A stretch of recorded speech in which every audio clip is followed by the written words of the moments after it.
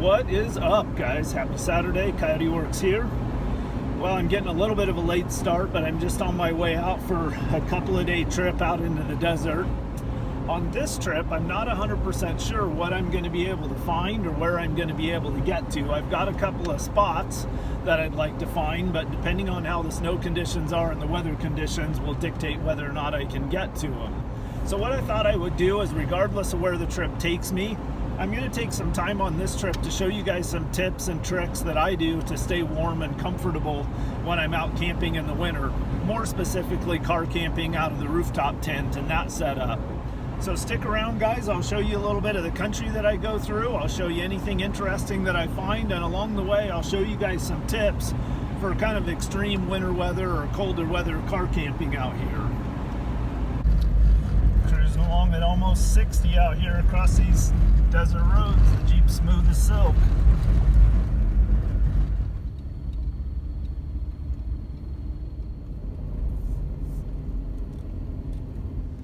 Well, it's closing in on, right now it's 4:20, so I have about an hour and 40 minutes or so of light, so I'm going to start looking for a camp. I've been basically just covering a lot of country out here and trying to find areas where there was a little less snow, but I'm not running into any, so I'm just going to find a spot to camp.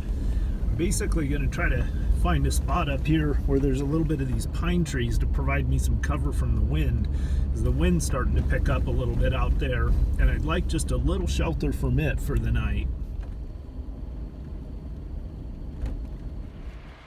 Alright, this isn't the perfect spot, but I'm running out of light, so I had to pick something. So I've got the Jeep parked in a spot where I've got nice young trees around it, probably nothing that's at danger of falling. I need to be a little bit careful because there might be a storm rolling in tonight and the winds could pick up, so I wanted to make sure I didn't have any dead trees or anything, but this should be a pretty good spot. They're all young, healthy trees around the Jeep. So I'm just going to grab my shovel and level it up a little bit. I'm just going to dig a little hole in front of both of the back tires, pull forward into that hole, and then that'll level me up just a bit.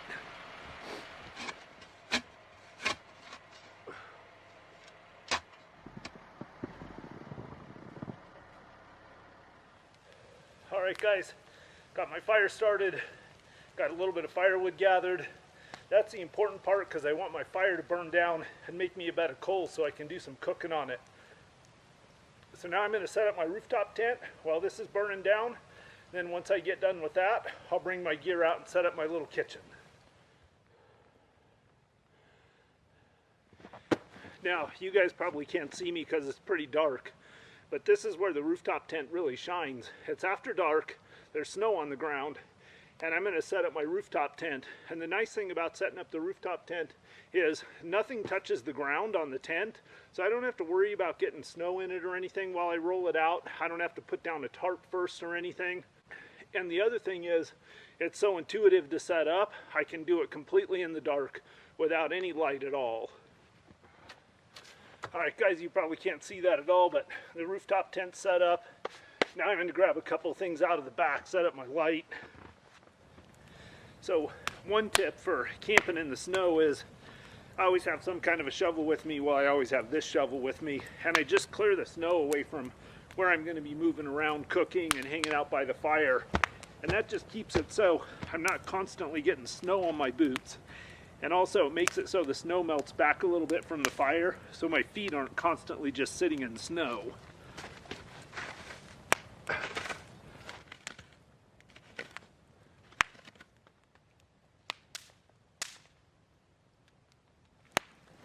Alright, so I'm going to make a real delicacy for dinner tonight.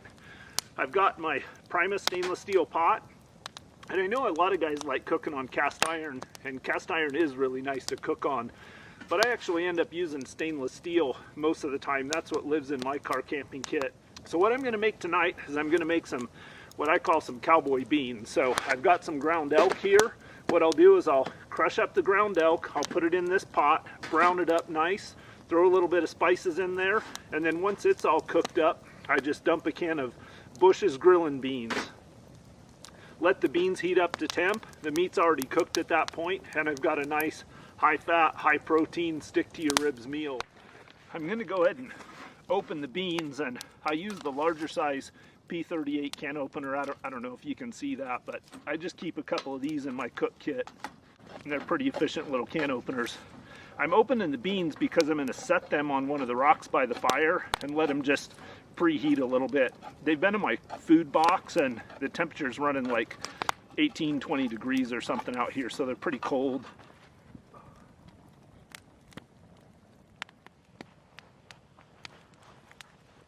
Now I'm just going to pull some coals out of the fire to cook my beans on, or cook my beef on.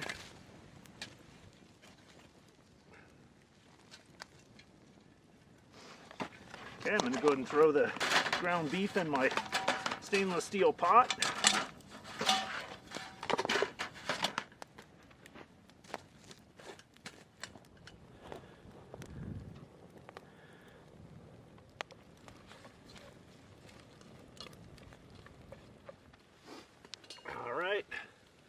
Time to put in the Bush's grilling beans. And they're even a little lukewarm.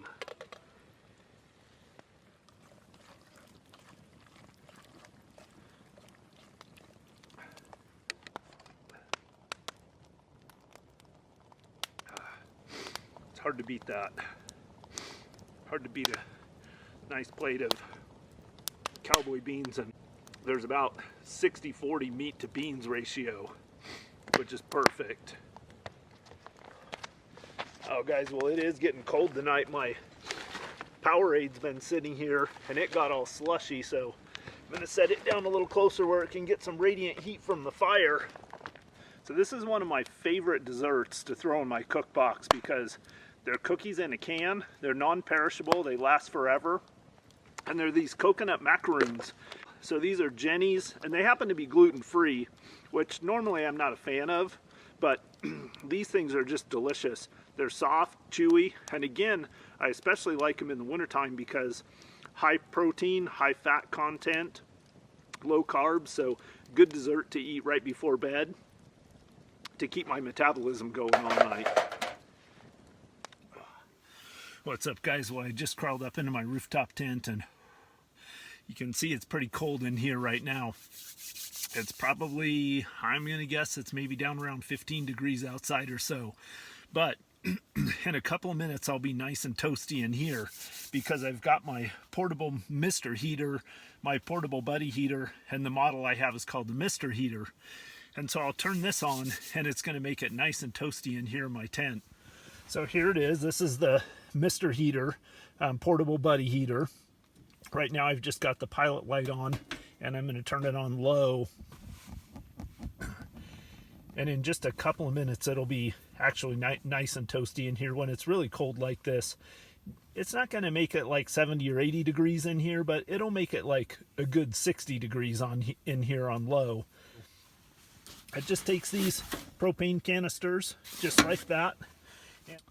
I always bring 2 extra propane cylinders with me, just in case. And then I've just got my little ready light pods, and those light up the tent. I usually hang 2 in here when I want a lot of light.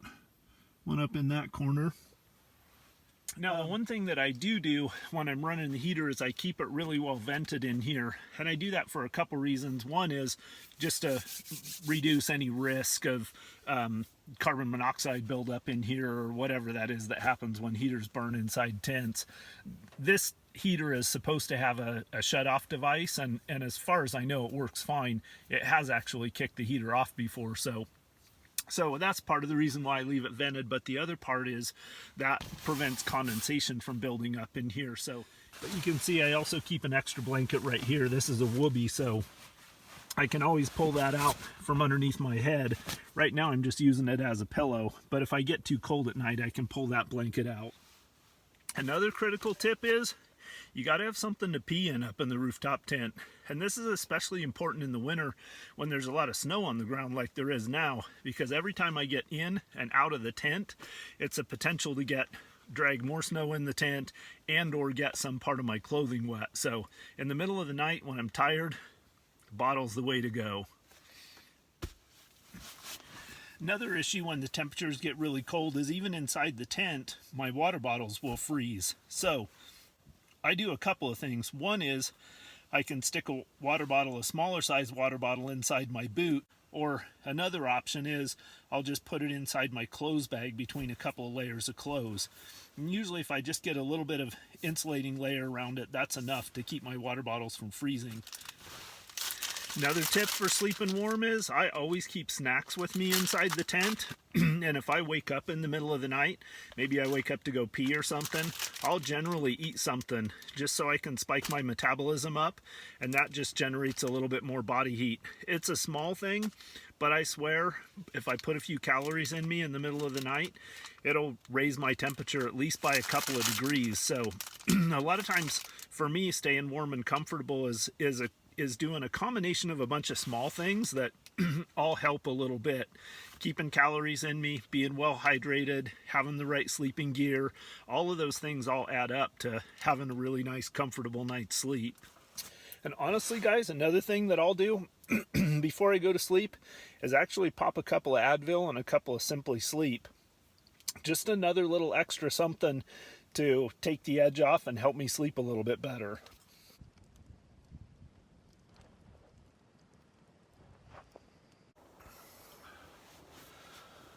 Oh, good morning, guys. Well, it is a cold one out there. I just took a peek through here and it doesn't look like it snowed anymore at all last night, but it is cold. I can just see the frost crystals all over everything. So my guess is it did get at least down to 10 degrees or so last night. So first things first this morning, get some coffee in me.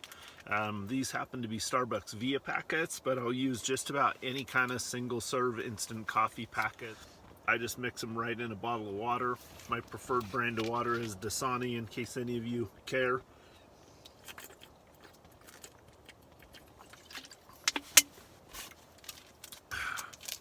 Drink a little bit out of the bottle. Get my knife. Top off of the packet of instant coffee. Right inside the water bottle. Cap on. Give it a shake.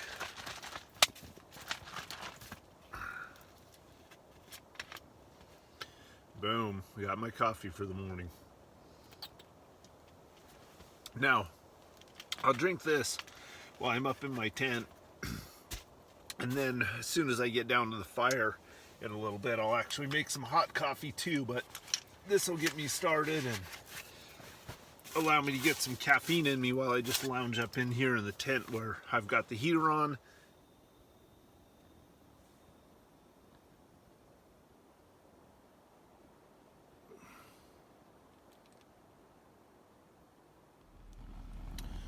All right, time to leave the shelter of my rooftop tent and go out there and start a fire.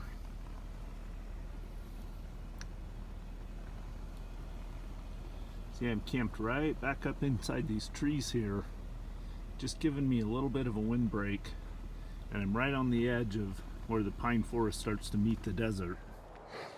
Well, I've got a storm coming in. It's just starting to snow a little bit, and it looks like it's coming in thick from actually kind of the southwest.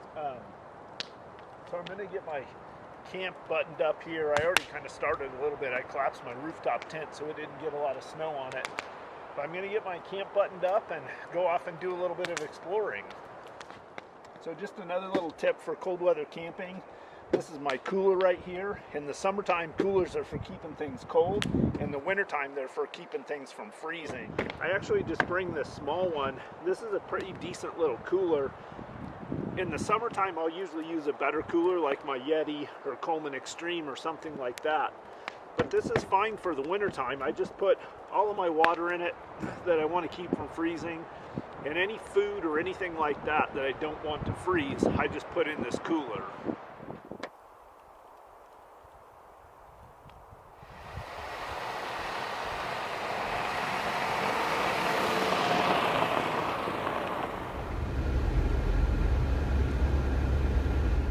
I'm using my backcountry navigator.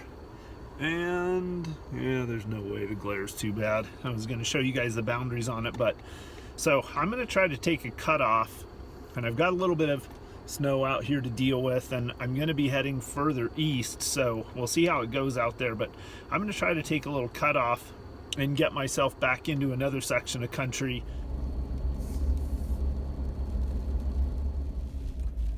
All right, well, we got a storm coming in. I'm about ready to pull into a spot where there should have been, and I'm not 100% sure if it was a homestead or a stage stop or what, but I'm going to get out and try to show you guys. Stage stops and Pony Express stops were generally located about every 8 to 20 miles along the old road routes out here. I'm not sure which this is. I'm going to need to do a little more research to find out, but I did find some really cool stuff here. Some old foundations, some old mortar foundations, and then some old stone foundations as well. When exploring these old historic sites in the snow, there's a lot of things that it's easy to miss. But wandering around, I did find some pieces of old rusty metal sticking up through the snow, and then actually what I think might be an old grave site. So all in all, it was a pretty cool little stop.